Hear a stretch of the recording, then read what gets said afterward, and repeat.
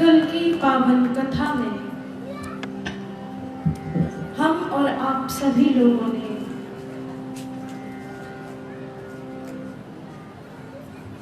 ठाकुर जी की पावन मंगलमयी लीलाओं के साथ साथ में उनकी दिव्य ऐश्वर्यमयी कथाओं के साथ में श्रवण किया कि कैसे राजा परीक्षित को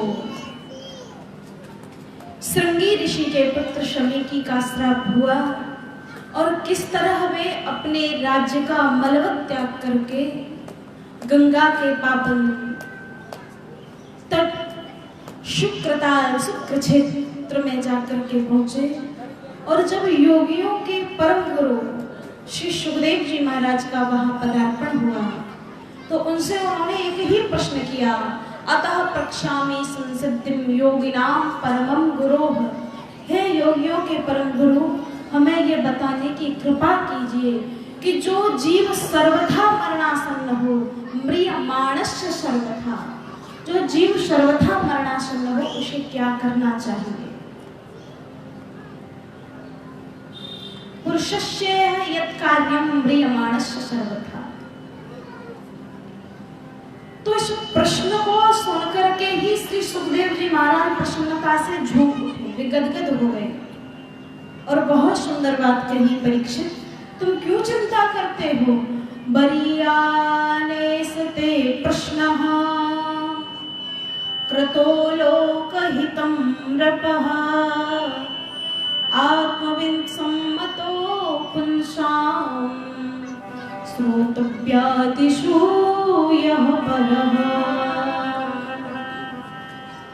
परीक्षित तुम क्यों चिंता करते हो, तुम्हारे पास में 7 दिन तो है, लेकिन हम लोगों के पास में 7 दिन भी नहीं है।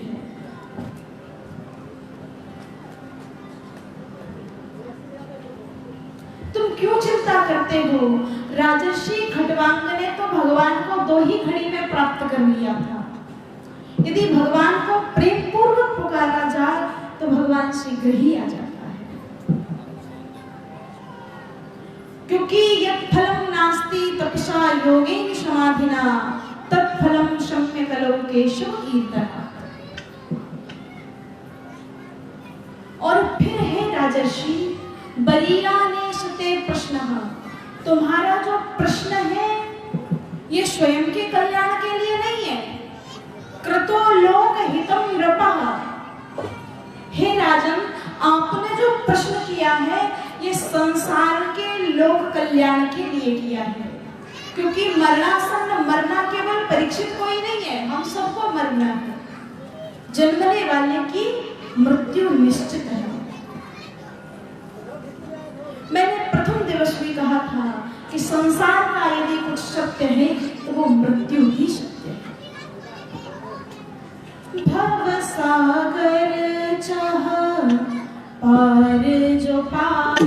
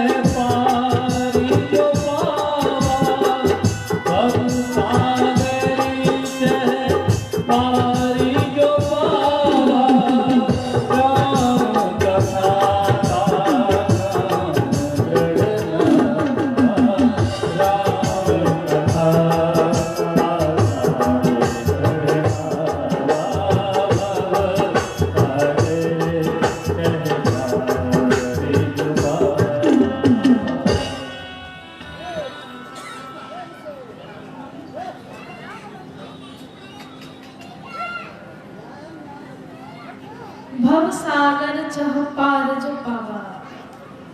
देखो, इस संसार को सागर ही क्यों कहा जाता है?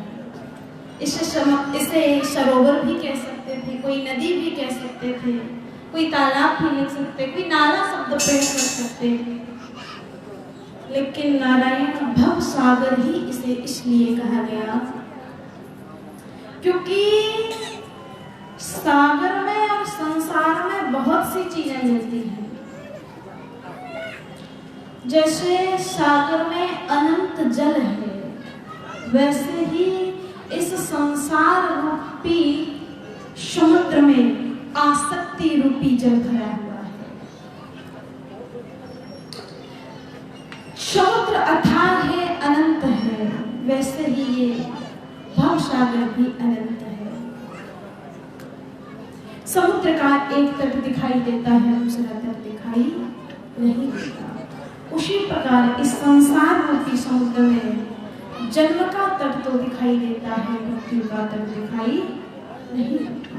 समुद्र का स्वामी भी चंद्रमा है और मन का स्वामी भी चंद्रमा है। समुद्र में कभी कभी अनवरत रूप से लहरें चलती रहती हैं, तो मन रूपी समुद्र में भी कामना रूपी लहरें चलती रहती हैं। कभी कभी समुद्र गंभीर हो जाता है, तो मनुष्य भी कभी कभी विचार करते करते गंभीर हो जाता है। समुद्र में रहने वाले जीवों की मृत्यु कहीं भी हो सकती है, क्योंकि मछली को मत्स्य निगल सकता है, मत्स्य को उससे बड़ा जीव निगल सकता है। तो वैसे ही संसार में भी जीव जीवस्य भोजनम, उसकी मृत्यु सर्वथा उसके सिर पर तांडव कर रही है। तो हे राजन, आपने जो प्रश्न किया है ये आत्म कल्याण का नहीं, सार्वभौम कल्याण का प्रश्न है। आगे श्री सुखदेव जी कहते हैं, निद्रया ह्रियते नक्तम व्यवायेन च वावयः दिवाचार्थे हया राजन् कुटुम्ब भरणेन च वा। निद्रया ह्रियते नक्तम, रात्रि जो है ये शयन करने में निकल जाती है। व्यवायेन च वावयः, और जो दिन है वो कुटुंब के भरण पोषण करने के लिए धन कमाने में निकल जाता है। तो जीव भगवान का भजन कब कर लेगा? लेकिन फिर भी एक घड़ी आधी घड़ी आधी में जितना समय मिल जाए उतने में यदि परमात्मा को याद कर लिया जाए तो ये सबसे अच्छा उपाय है। परमात्मा को याद किस प्रकार करें? तो 4 नियम बतलाए। जितासनो जितश्वासः जितसंगो जितेन्द्रियः स्थूले भवतो रूपे मनः संधारे धिया। परमात्मा को प्राप्त करने की 4 मार्ग बतलाए। सब प्रथम आसन को जीतो, श्वास पर नियंत्रण करो, शब्द अच्छा होना चाहिए और जितेंद्रिय होना चाहिए। भैया आवाज खींच रहा है, इसमें आवाज थोड़ा डालिए।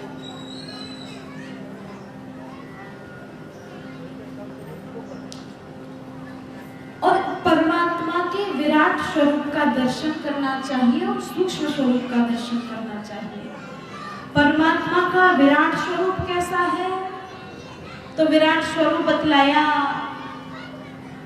अतल वितल सुतल तलातल महातल रसातल पाताल, जिनकी एड़ियां तलवे गुल्फ पिंडलियां इत्यादि हैं। भू भुव स्व जन तप महर्षत्य, जिनके ऊपरी अंग हैं। चारों वर्णों की उत्पत्ति जिनके मुख भुजाओं उदर और जंघाओं से हुई। सब बतलाया भिन्न भिन्न कामनाओं की पूर्ति के लिए किस देवता की उपासना करनी चाहिए। सद्या मुक्ति क्या है, क्रम मुक्ति क्या है, भगवान के 24 अवतारों का श्री सुखदेव जी महाराज ने वर्णन किया। और अंत में उन्हें सृष्टि विस्तार की पावन कथा श्रवण कराते हैं। सृष्टि विस्तार में वे बतलाते हैं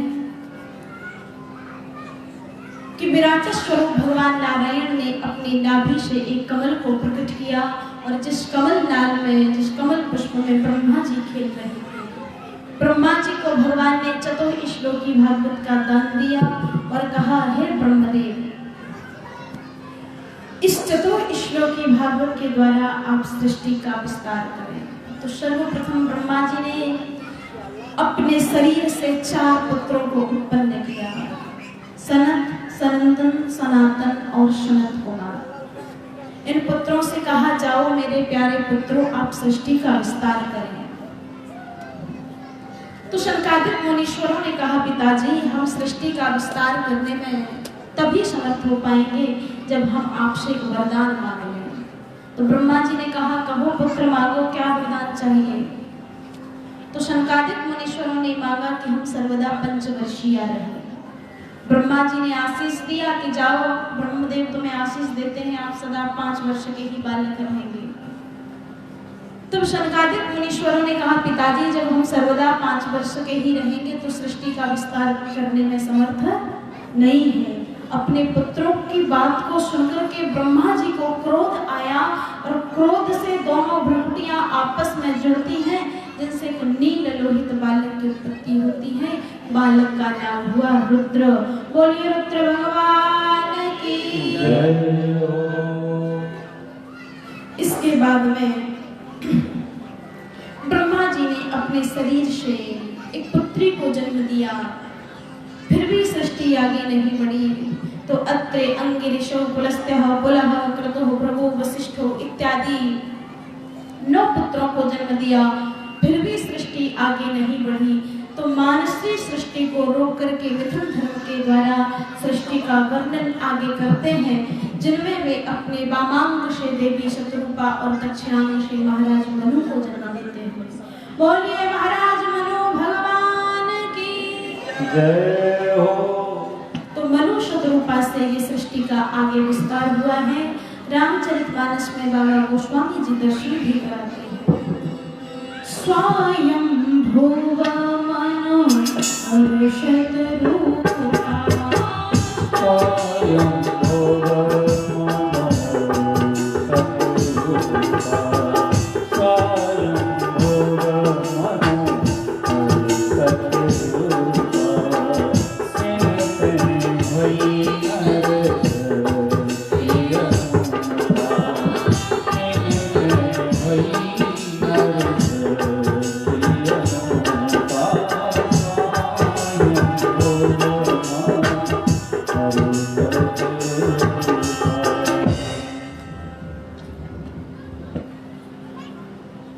स्वयंभू मनु और देवी शत्रुपा का जन्म हुआ तो उन्होंने 5 संतानों को जन्म दिया, जिनमें 3 पुत्रियां और 2 पुत्र थे। आकुति, देवहूति और प्रसूति नाम की 3 कन्याएं थी। प्रियव्रत और उत्तानपाद नाम के 2 पुत्र थे। आकृति का विवाह रुचि प्रजापति के साथ में, देवहूति का विवाह महर्षि कर्दम के साथ में और प्रसूति का विवाह दक्ष प्रजापति के साथ में संपन्न हुआ। आकृति से यज्ञ भगवान का जन्म होता है, देवहूति से 9 कन्याओं और कपिल भगवान का जन्म होता है। जिन कपिल भगवान ने अपनी मां को दिव्य ज्ञान दिया तो वे देवहूति अपने पुत्र के ब्रह्म ज्ञान को, सांख्य योग को सुन करके नदी बन करके बह जाती है। और प्रसूति से 16 कन्याओं का जन्म हुआ, जिनमें से 13 धर्म को ब्याही गई, एक अग्निदेव को ब्याही गई, एक अर्यमा को ब्याही गई और एक भगवान शिव को ब्याही गई। आगे देवी सती के पावन चरित्र को दर्शाया गया और सती के पावन चरित्र से सारा संसार दिखता है। तीनों कन्याओं के वंश का विस्तार करते हुए अब पुत्रों के वंश के विस्तार की जब बारी आई तो श्री सुखदेव जी महाराज राजर्षि परीक्षित को उत्तानपाद की पावन कथा सुनाते हैं। उत्तानपाद की 2 पत्नियां थी, सुनीति और सुरुचि।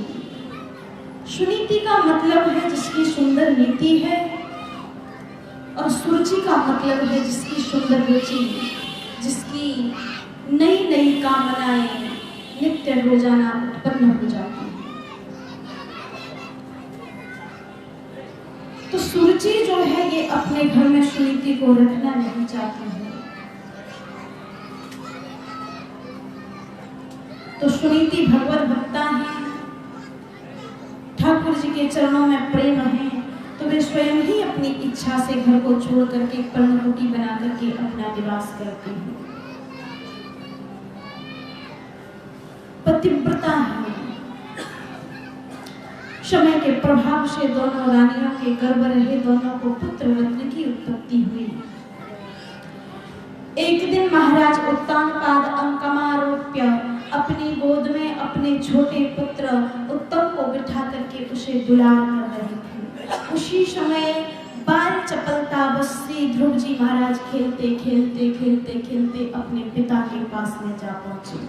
और जब पिता के पास में जा पहुंचे तो जैसे ही वे अपने पिता के सिंहासन पर चढ़ना चाहते थे, पिता की गोद में जाना चाहते थे, उसी समय उनकी विमाता यानी सौतेली माता ने ध्रुव की बांह को पकड़ करके दूर झटक करके दूर फेंक दिया और कहा, जे ध्रुव तू नहीं जानता, तपसा आराध्य संतुष्टा तस्यैवानुग्रहेण मे गर्भे तुम साधयात्मानं यदि क्षशीरपाशम्। तुझे नहीं पता तो दासी का पुत्र है और दासी के पुत्रों की ये हिम्मत नहीं होती कि राजाओं की गोद में आकर के बैठ जाए। यदि तुझे पिता की गोद में, राजा की गोद में बैठने का शौक है तो एक काम कर। क्या?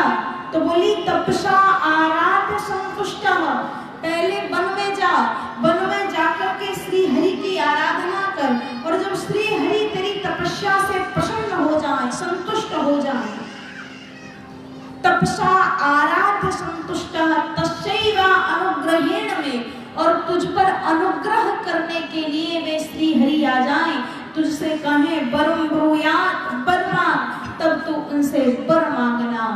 यदि क्षशीरपाशम्, क्या गर्भे तुम साधयात्मानं, अपनी साधना का फल मांगना कि मुझे उत्तानपाद की छोटी पत्नी देवी सुरुचि के गर्भ से जन्म मिले। अपनी कामनाओं में सुरुचि कहां तक बंध गई कि जो आज अपने गर्भ को भगवान से भी बड़ा बतला रही है। जिसको भगवत प्राप्ति हो जाए तो फिर वो गर्भ का कष्ट क्यों मांगेगा?